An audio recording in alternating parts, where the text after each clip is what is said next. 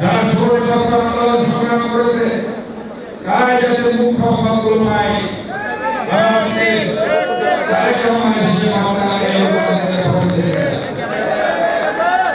আমি আরেকটি কথা বলেছেন ইতিমধ্যে যারা বিভিন্ন পদ পেয়েছে তারা যদি কোনো আওয়ামী লীগের কোনো নেতা কর্মীর সাথে তাদের ছবি লাগে তাহলে সেই পদ থেকে তাদেরকে বাদ দিতে হবে।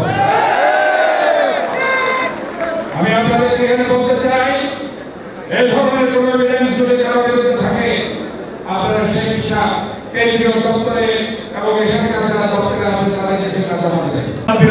আন্দোলন খেলাধুলা খেলেছে বিএনপিকে নিয়ে বলাই বিএনপি যুবদল ছাত্রদল মহিলা দল স্বেচ্ছাসেবক আন্দোলনের জন্য গত 16টি বছর সর্বাধিক তাদেরকে গুরুত্ব দিতে হবে।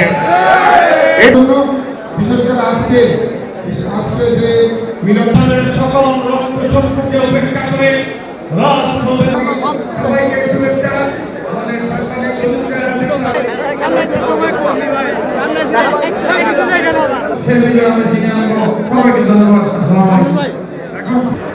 আমাদের সাংবাদিক ভাইদেরকে আপনারা আমাদের